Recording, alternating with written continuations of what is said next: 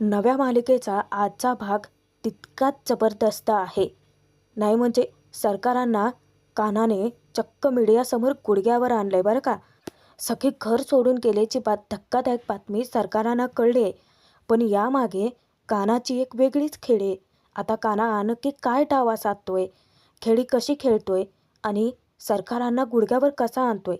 सोबतच सरकारानं दिलेला शब्द पाळून सखीला परत घेऊन येत तो स्वतःची नोकरी कशी पक्की करतोय. मिळणारच आहेत प्रश्नांची उत्तरं, तेही आजच्या भागात. बघूयात मग लपंडाव मालिकेचा आजचा 23 सप्टेंबरचा भाग. भाग कसा वाटतो ते कमेंट करून जरूर कळवा. आणि नव्या मालिकेचे रोजचे एपिसोड पाहण्यासाठी आपल्या चॅनलला सबस्क्राईब करा. सरकारांनी सखीसाठी स्थळं शोधायला सुरुवातसुद्धा केलेली असते. खूप सारी मुलं येऊन सरकारांची भेट घेतात. पण सरकारांची एकच अट असते, जर का सखी तिची सगळी प्रॉपर्टी सोडून तुमच्यासोबत राहायला तयार असेल तर. पण त्या मुलांचा तर सखीच्या प्रॉपर्टीवरती डोळा असतो आणि त्यांना ते काही मान्य नसतं. त्याचमुळे सरकारांचा नुसताच संताप होतो. एकही त्यांना त्यांच्या मनासारखा मुलगा भेटतच नसतो आणि म्हणूनच त्या परशुरामला ताकीद देतात की मला आता कोणाशीच भेट घ्यायची नाही आहे. या इतक्या वैतागलेल्या असतात, त्यांचं टोकं फणफणत असतं. इतक्यातच एक व्यक्ती हजर होतो. तो दरवाजावरती नॉक करतो. सरकारांची नजर त्याच्यावरती पडते आणि काही सेकंदातच सरकारांच्या समोर येऊन तो उभा राहतो. इकडे सखीने अखेर काळजावरती दगड ठेवून घराचा निरोप घेतलेला असतो. गुपचूप कोणाला काहीच भनक न लागू देता ती घर सोडून केव्हाचीच निघून जाते. आता कुल्फी हट्टीपणा करत असते. उर्मिला तिच्या मागे धावते, तिला मोबाईल मागत असते, पण काही केलं कुल्फी देतच नाही. आणि ती जेव्हा उर्मिलाला सांगते की तो पोलिसाचा ड्रेस स्वतः मीनाक्षीने तिला दिलाय, मग उर्मिला लगेचच मीनाक्षीवरती डाफरते. वा, नाही म्हणजे सरकार आणि सखी दोघींमध्ये वाद लावून देण्यासाठी चांगलेच प्रयत्न चालू आहेत की तुमचे. मीनाक्षी म्हणते की हे सगळं मी केलंय. नाही ग, आणि सखी काय लहान आहे का. आता कुल्फी तेथून जाते तेव्हा उर्मिला सांगते, सखीचं सोडा जाऊ देत, पण तुम्ही काय करताय हे चांगलंच मला ठाऊक आहे आणि कशासाठी करताय तेही मला माहिती आहे. तेव्हाच मीनाक्षीसुद्धा हसून तेच म्हणते, सतत आपले सरकार सरकार सरकार, तू हे सगळं का करतेस तेही मला माहिती आहे. आता स्वतःवरती आली म्हटल्यानंतर उर्मिला तिच्यावरती खेकसते. लगेच तिला ताकीद देते की वहिनी, मी काय करायचं हे तुम्ही मला सांगायचं नाही. तेव्हा मीनाक्षीसुद्धा तेच बोलते, मग मी काय करायचं हे तू मला सांगायचं नाही. सखी चोर पावलाने घर सोडून जाण्याच्या तयारीत असताना कुल्फी अचानक तिच्या समोर जाते. तिने पोलिसांचा ड्रेस घातलेला असतो.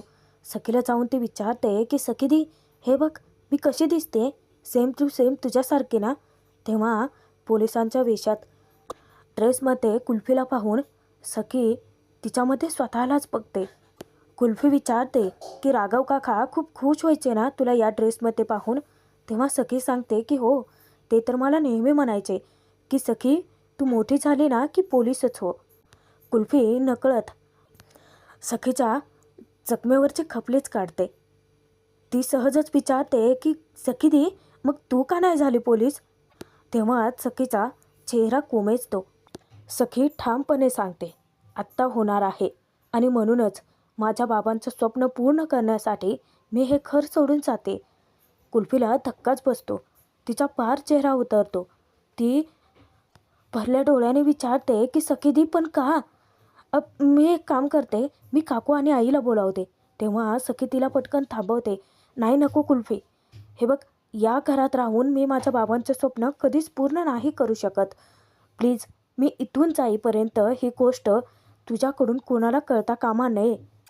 सखीने समजावताच कुल्फी ऐकते आणि तेव्हाच दोघेही एकमेकींना घट्ट मिठी मारतात. शेवटची भेट घेऊन ते दोघी एकमेकींचा निरोप घेतात. सखी चोरपावल्याने घरातून बाहेर पडते. इकडे सरकारांना भेटण्यासाठी येतो तो विक्रम. विक्रम स्वतः सखीला मागणी घालण्यासाठी सरकारांकडे येतो. मुद्दामच तो टोमणे मारत म्हणतो की छोटे मोठे किडे तुमच्यासमोर टिकणारच नाहीत सरकार. तेव्हाच त्याचे बाबा सांगतात की हो, आता तुमच्या एकुलत्या एक मुलीसाठी तुम्ही वर शोधताय असं कळलं, म्हणूनच मी हिरा आणलाय. देसाई बिल्डरचे सर्वेसर्वा विक्रम देसाई. काय सरकार, तोलामोलाचं स्थळ आलंय, देऊन टाका की होकार. विक्रमचे बाबा तसे म्हणता क्षणी सरकार एक तिरपा हसून त्यांच्याकडे कटाक्ष टाकते आणि टेबलवरती रिमोट आपटत ती थोडंसं पुढे येते. जेव्हा ती स्क्रीन चालू करते ना, त्यावेळेस स्क्रीनवरती बिझनेसच्या अपडेट्स असतात. तेव्हा सरकार त्यांना त्यांची लायकी दाखवून देते. नंबर 1 कंपनी आहे माझी. माझी बरोबरी तुम्ही कधी करूच शकत नाहीत. आणि विकी, एवढीच जर हिंमत आहे ना तुझ्यात, तर मग स्वतःचा बिझनेस स्वतः मोठा करून दाखव. माझी बरोबरी तर तू करूच शकत नाहीस, मग स्वतःचा बिझनेस वाढवण्यासाठी तुला लग्नाची काय गरज आहे? असं जाब विचारता क्षणी विकी थोडं पुढे येतो आणि सरकारांना टोमणा मारतो. सॉरी टू से, पण बिझनेस कळतो तुम्हाला? तेव्हा सरकार त्याच्याकडे रागात पाहते. काय आहे ना, देसाई आणि कामत दोन्ही जर एकत्र आले ना, तर अख्खं मार्केट हलवू शकतो आपण. आता विक्रमचं या सगळ्यामागे काय हेतू आहे ते सरकारने स्पष्ट ओळखलेलंच असतं. तेव्हा सरकार विक्रमला करारीत जबाब देते. काय आहे, तुझी कंपनी मी सहज विकत घेऊ शकते. तुझ्या तोंडावर मी पैसे फेकेन आणि क्षणात ती कंपनी विकत घेईन. मग तुझी कंपनी माझ्या कंपनीसोबत काय होईल? मर्ज. कळलं? त्यावरती तो सरकारांवरती फिदी हसायलाच लागतो की विक्रम सरकारांच्याच कंपनीत उभा राहून त्यांना समोरासमोर चॅलेंज करतो की काय आहे, मी माझ्या श्यामने सखीला इम्प्रेस करूच शकतो. मग एकदा का तुमची सखी माझ्यात गुंतली तर बघूयात कोण कोणाच्यात मर्ज होत आहे ते. तेव्हा जणू सरकारांच्या स्वाभिमानालाच ठेच पोहोचते आणि ती त्याच्यावरती चोराची खेकसते. परशुरामला ती मोठ्यानं ओरडून सांगते की याला फक्त कॉन्फरन्स रूमच्या बाहेरच नाही, तर या कंपनीच्या बाहेर चांगलाच अपमान करून धक्के मारून हाकलून द्या. आणि त्याच्या तोंडावर त्याच्यावरती बोट रोखून धरत सरकार त्याला तेथून हकलते. विक्रम मूग गिळून तेथून निघून जातो. आता देसाई त्याच्या पाठोपाठ जाणार, तेव्हा सरकार त्यांना इशारा करते. त्यांच्या लक्षात येतं बुके आणि सखीसाठी आणलेले हिऱ्याचे दागिने. ते गुपचूप घेऊन तेथून बाहेर पडतात. सरकारांची पंगा घेणं इतकंही सोपं नाही आहे, हे आत्ता कुठे त्यांना कळून चुकतं. सरकारांना एक महत्त्वाची गोष्ट कळून चुकते. आता तिचा संताप होतो. हा प्रॉब्लेम कुठेही येणारच. सखी जर का कोणाच्या प्रेमात पडली तर त्या मुलाला ती विलबद्दल सगळंच सांगेल आणि एकदा का विलबद्दल कळलं तर तो प्रॉपर्टी मिळवण्याचा प्रयत्न करणारच. नाही नाही नाही नाही नाही, हे असं होऊन चालणार नाही.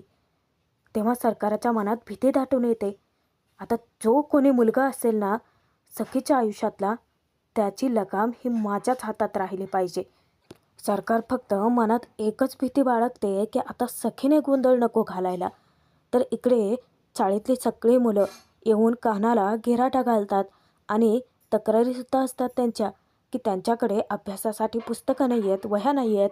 मग काय, काना चटकीने आपल्या खिशातले असते नसते सगळे पैसे काढतो आणि किरणच्या हातात टेकवतो. तो म्हणतो की तुमचा प्रॉब्लेम सॉल्व.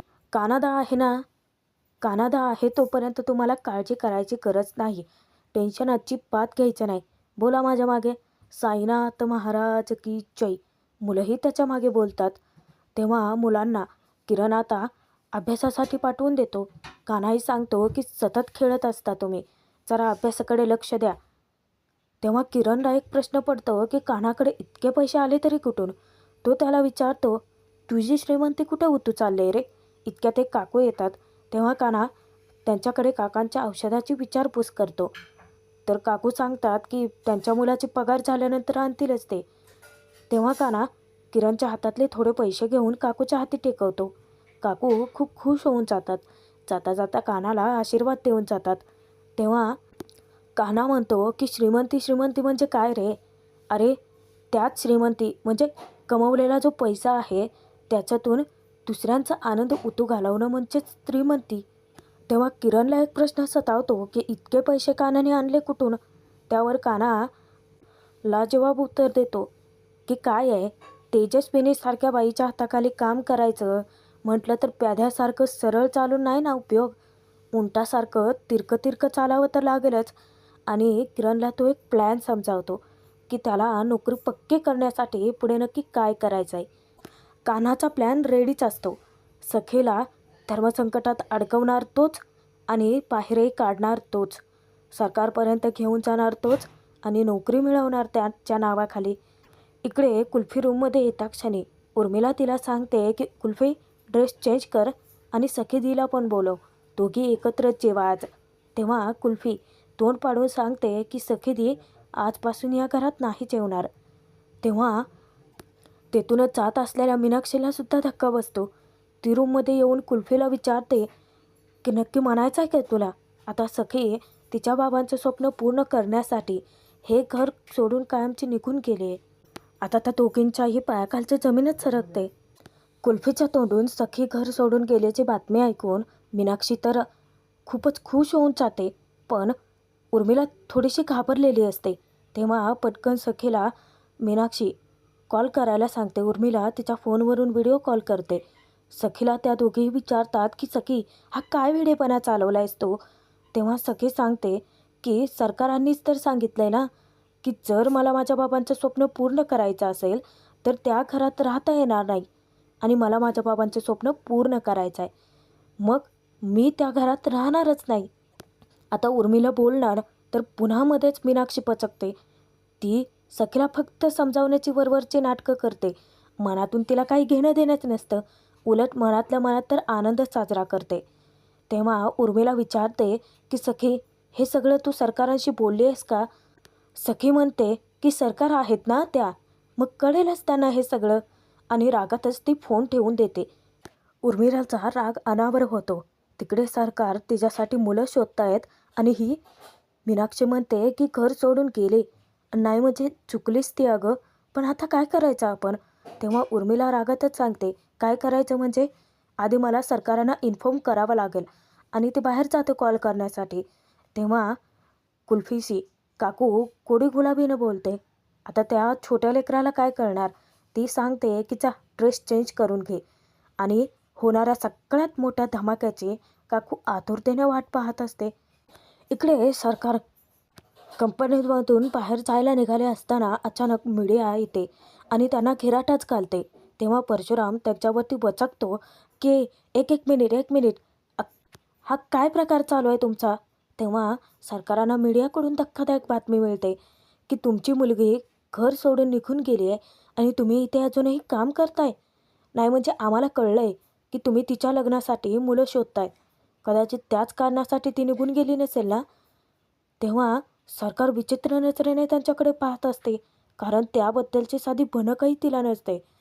त्यावेळेसच परशुराम पुन्हा त्यांच्यावरती खेकसतो की एक मिनिट काय बोलताय तुम्ही? उगाचच खोट्या बातम्या पसरवू नका, नाहीतर अब्रू नुकसानीचा दावा ठोकेन मी तुमच्यावरती. तेव्हा मीडिया स्पष्टपणे बोलते की आम्हाला तुमच्या घरचे सगळे माहिती आहे, पण बहुतेक तुम्हालाच नाही आहे वाटतं. तेव्हा सरकार परशुरामला आदेश देते की घरी फोन लाव. इतक्यातच त्यालाच घरून फोन येतो. आता कॉल रिसीव्ह करून सरकार बाजूला येते तेव्हा समोरून उर्मिला धक्कादायक बातमी देते की सरकार आपली सखी पळून गेले. तेव्हा सरकार दात ओठ खात विचारते उर्मिला नीट बोल, मला कळत नाही आहे. तेव्हा उर्मिला स्पष्ट सांगते की सरकार काय तर म्हणे तिला कोणतं तरी स्वप्न पूर्ण करायचं होतं आणि आपल्या घरात तुमच्या घरात राहून ते पूर्ण होत नाही, म्हणून ती ते स्वप्न पूर्ण करण्यासाठी घर सोडून निघून गेले. आम्ही तिला फोनही केला होता सरकार. आता पुढे काहीच ऐकून न घेता सरकार फोन कट करते. तेव्हाच पाठीमागून मीडिया हसत म्हणते की आम्हाला माहिती मिळाली होती ती खरी आहे. तर सरकार मीडियाशी बोलायला जाणार तेव्हा मीडिया समोरून नुसतं प्रश्नांचा भडीमार सोडते की त्या अशा निघून गेल्यात म्हणजे तुम्ही त्यांचं लग्न त्यांच्या मनाविरुद्ध लावतायत का? की ते गंभीर आरोप करत विचारतात की कोणासोबत पळून गेलेत. इतक्यात कान्हा मागून आवाज देतो की माझ्यासोबत. तेव्हा सर्वच जण मीडिया बाजूला सरकते. कान्हा आपल्या स्टाईलमध्ये समोर सरकारचा चालत येतो आणि मीडियाशी बोलतो, सखी मॅडम एवढा वेळ माझ्याच सोबत होत्या. किती शातीर आहे हा कान्हा. सरकार करून दिलेला शब्द त्यांना पाळायला लावण्यासाठी नोकरी मिळवण्यासाठी किती खटपट करतोय. तो येतो आणि मीडियाला विचारतो की नाही म्हणजे पराचा कावळा करणं त्यातच एक प्रकार आहे हा. बेबी सरकार कोणाला काहीच न सांगता गेल्या म्हणजे त्या पळून गेल्यात असा कसा अर्थ काढता तुम्ही? नाही म्हणजे तुमच्याकडे काही पुरावा आहे का? तेव्हा मीडियावाले सांगतात की अहो आम्हाला एक फोन आला होता तेव्हाच बातमी मिळाली. तेव्हा कान्हा विचारतो की फक्त एका फोनवरती तुम्ही कसं काय ठरवून टाकलत? त्या एका फोनने तुम्ही इथे आलात आणि प्रश्न विचारतात, तेही कोणाला? सरकारला. आता तुम्ही मला पुरावा द्या की कशावरून तो फोन खरा होता ते. तेव्हा मीडियावाले हे उलटा सवाल करतात, जर असं असेल तर सखी मॅडमला समोर आणा. तेव्हा कान्हा सांगतो की नाही आणू शकत. परशुराम आणि सरकार दोघेही धक्क्याने त्याच्याकडे पाहतात. मीडियावाले विचारतात की का नाही आणू शकत? त्यावर कान्हा खोटं कारण सांगतो की ते आता स्पामध्ये आहेत. मीडियाचा प्रश्नांचा भडीमार चालू असतो आणि कान्हाचे लाजवाब उत्तर मिळत असतात. तेव्हा मीडियाला तो सांगतो की सखी मॅडम कुठे जातात कुठे नाहीत हे सगळं मला तर माहीत असणार ना. तेव्हा सरकार त्याच्याकडे डोळे वाटारून पाहते. परत मीडियावाले सवाल करतात की तुम्हाला माहिती असणार म्हणजे? तेव्हा परत कान्हा गूढपणे बोलतो की म्हणजे सखी मॅडमला जिथे जायचं तिथे मी घेऊन जातो, जिथून आणायचं तिथून मी घेऊन येतो.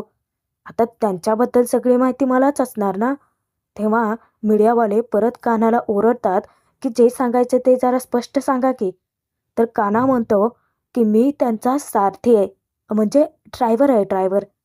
मुद्दामच कान्हा आठवण करून देतो की अरे तुम्हाला कळत नाही आहे का? तुम्ही ओळखला नाही आहेत का मला? अहो मी तोच आहे. अ, आरतीच्या वेळी सरकारांनी मला सांगितलं होतं मी तुला नोकरी देतो. तेव्हा मीडिया सरकारांचं तोंड भरून कौतुक करते. वा सरकार. नाही म्हणजे एका साध्या माणसाला दिलेला शब्द पाळलात तुम्ही. ड्रायव्हरची नोकरी दिली की त्याला. तेव्हा सरकारांना आता हे बोलण्या वाचून आणि मान्य करण्या वाचून पर्यायच नसतो. कानानं चांगलं अडकवलंय त्यांना. तेव्हा ती सांगते की हो हा जे बोलतोय ते सगळं खरं आहे. मीडियाशी कान्हा जरा थट्टामस्करीच करतो. तो म्हणतो की काय आहे सखी मॅडम येतीलच. तेव्हा ते विचारतात की म्हणजे तासाभरात येतीलच की. तेव्हा कान्हा थट्टा करत म्हणतो की काय आहे आयुष्यभर स्पामध्ये राहणारा माणूस मी बघितला नाही त्यामुळे येतीलच. काय जसा सखी मॅडम गायब झाल्यात असा खोटा फोन तुम्हाला आला होता तसाच सखी मॅडम परत आली आहेत हा खरा फोन तुम्हाला येईलच. मी करेन स्वतः. चला मिळालेल्या प्रश्नाची उत्तरं. चला चला चला चला असं म्हणत तो त्यांना पाठवून देतो तेथून आणि आत्ता कुठे एक उसासा सोडतो. काय खेळे खेळले कान्हाने. शेवटी सरकारांना मीडियासमोर गुडघ्यावरच आणलं. हा भाग संपतो इथे. पुढील भागात बघूयात की सरकारांच्या रागाचा पारा चढतो. कान्हाच्या समोरच परशुरामचं ते थोबाड फोडते आणि सखीबद्दलची माहिती बाहेर मीडियाला कळते पण तुला समजत नाही आणि त्यांचा संताप होतो. तेव्हा कान्हाला त्या विचारतात 1 तासात सखी परत येईल असं तूच मीडियाला सांगितलंस ना. मग तिला परत आणायची जबाबदारी ही तुझीच. आता सखीला व्हिडिओ कॉल करून सरकार मॅन्युप्लेट करते. इमोशनल ब्लॅकमेल, रडण्याची अश्रू काढण्याची नाटकं करत स्वतःच्या हातावरती छोटा एक चाकूने वार करते आणि सखीला घाबरवून सोडते. सखीचं काळीज धडधडायला लागतं आणि त्याच वेळेस सखी परत फिरते पण रस्त्याच्या मध्येच सखी अडकून पडते आणि जेव्हा ती एका गाडीला थडकणार ती वाचते पण तिची सगळी पुस्तकं खालती पडतात. ती उचलत असताना नेमका कान्हा तिथे येतो. सखी घाबरलेली बेदरलेली आणि कान्हा येता क्षणी तिच्या जीवात जीव येतो. कान्हा स्वतः सरकारांना दिलेला शब्द पाळत सखीला बाईकवरती बसवतो. आता कान्हाने दिलेला शब्द पाळलाय. सखीला घेऊन येत तो सरकारांचा शब्दही पाळणार आणि मग काय नोकरी मिळवणार. वा काय खेळी खेळली आहे ना कान्हाने.